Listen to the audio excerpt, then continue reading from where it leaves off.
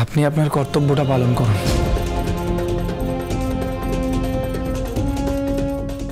দেখবেন এইভাবেই আমাদের দুজনের জীবনটা কেটে যাবে। হয়তো আমাদের দুজনের জানাই হবে না যে আসল ভালোবাসা কাকে বলে।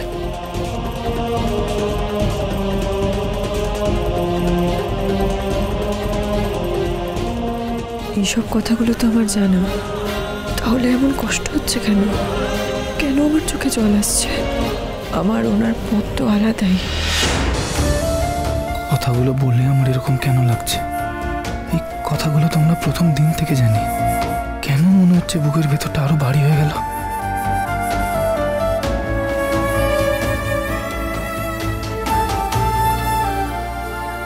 আসি।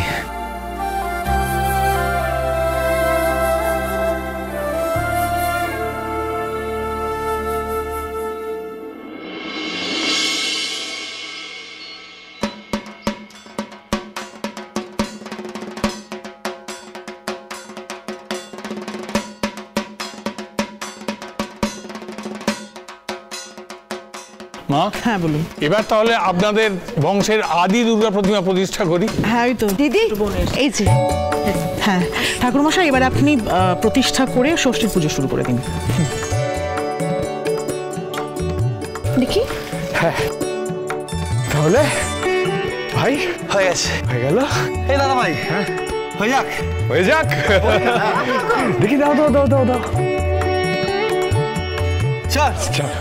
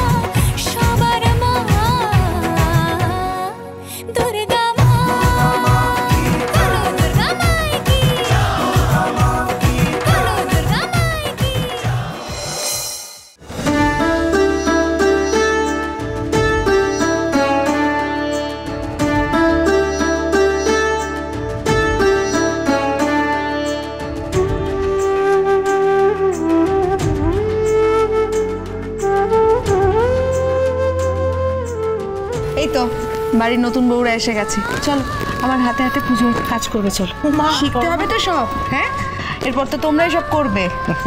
বাহ, খুব সুন্দর লাগছে আমাদের বাড়ির বড় বউকে। এবার প্রথম পুজো, পুজোর কাজ করতে হবে তো।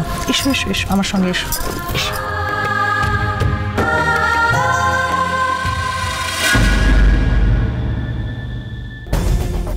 দীপা, কি হলো, চলে এলে? বড় মা তো আমাকে পুজোর কাজ করতে বারণ করেছেন, তাই। তাতে কি হয়েছে? আমি তো চাই আমার ছেলের বউ পুজোর কাজ করো।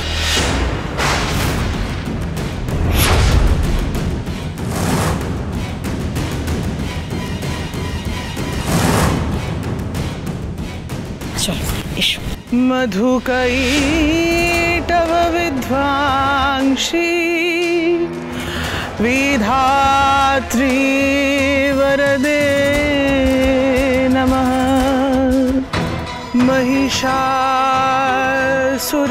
महिषासुरनिर्नाशी भक्तानां सुखदे नमः। रूपं देहि जयं देहि यशो देहि दिशो जहि। जय मां, जय मां, जय मां।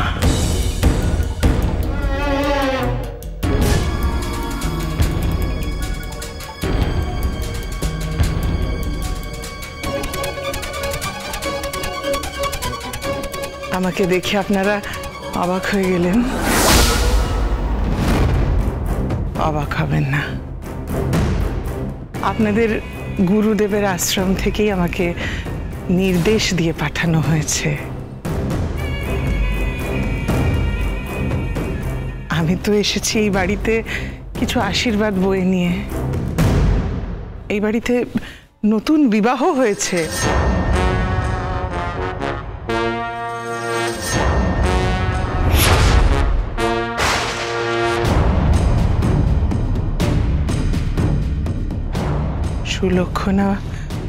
সুলক্ষণা বউ এসেছে বাড়িতে। সেই অবিকল এক মুখ, সেই দীপা যার জন্য আমার বাবা, আমি, আমার ছেলে সবাই জ্বলে পুড়ে মরেছি।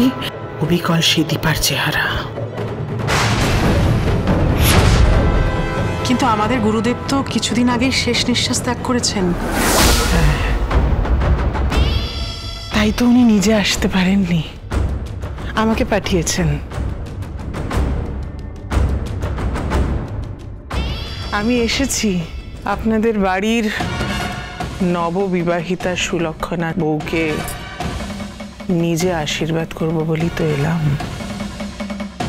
এ বাড়িতে একজন নতুন বউ নয়, আর একজনও আছে। আমি জানি, আমি দুজনকেই আশীর্বাদ করব বলে এসেছি। কিন্তু মা, মায়ের প্রাণ প্রতিষ্ঠা হয়ে যাওয়ার পর তো ওরা পায়ে হাত দিয়ে আপনাকে প্রণাম করতে পারবে না। ছি ছি ছি ছি ছি ছি ছি ছি, এ কথা কি বললেন মা? মা এসে যাওয়ার পরে তার সামনে কি অকিঞ্চিতকরকে কেউ প্রণাম করে? আমি শুধু এসেছি ওদেরকে প্রাণ ভরে একটু আশীর্বাদটুকু করে যাব বলে। আর গুরুদেব আমায় নির্দেশ দিয়েছিলেন চৌধুরী বাড়ির এই দুই বউয়ের ভাগ্য গণনা করতে। যিনি কিছুদিন আগেই মারা গেছেন, তিনি কি করে আমাদের ভাগ্য গণনা করার কথা বলতে পারেন? তুমি কি আমাকে সন্দেহ করছো মা?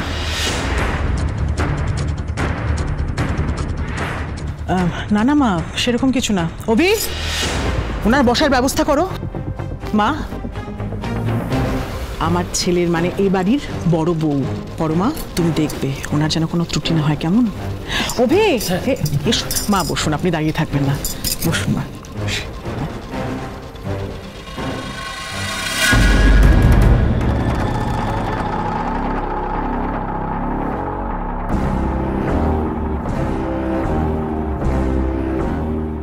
এই মেয়ে কতটা জানে আমাকে সেটা দেখতে হবে, তারপর বাকিদের খবর নেব।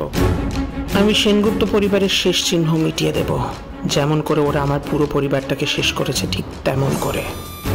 আমাকে ওদের সবাইকে খুঁজে পেতে হবে, জানতেই হবে এই মেয়ে পুরো সত্যিটা কি জানে। উনি আমাদের গুরুদেবের কাছ থেকে এসেছেন। ইন্দিরা, ওনার যেন কোনো রকম অযত্ন না হয়, ওদের ভাগ্য নির্ধারণ করবেন বলে এসেছেন। ইন্দিরা, উনি যা যা বলছেন সব ব্যবস্থা করে দিতে হবে। বাবারে বাবা, কি যে ভাগ্য নির্ধারণ করবেন উনি এক্ষুনি, আমি সেটাই ভাবছি, জানো তো। না মানে ওদের এই লাভ স্টোরির যে অ্যাঙ্গেলটা, কত রকমের যে অ্যাঙ্গেল বেরোবে।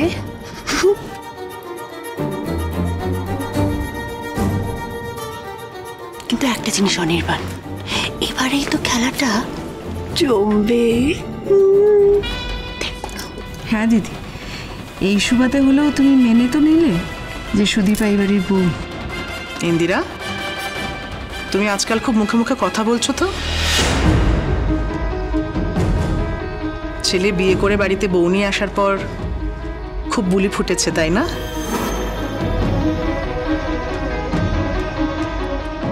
আর আমি এই কথাটা বললাম কারণ উনি ভাগ্য নির্ধারণ করবেন বলে। আমিও শুনতে চাই ওই মেয়ের ভাগ্যে কি আছে।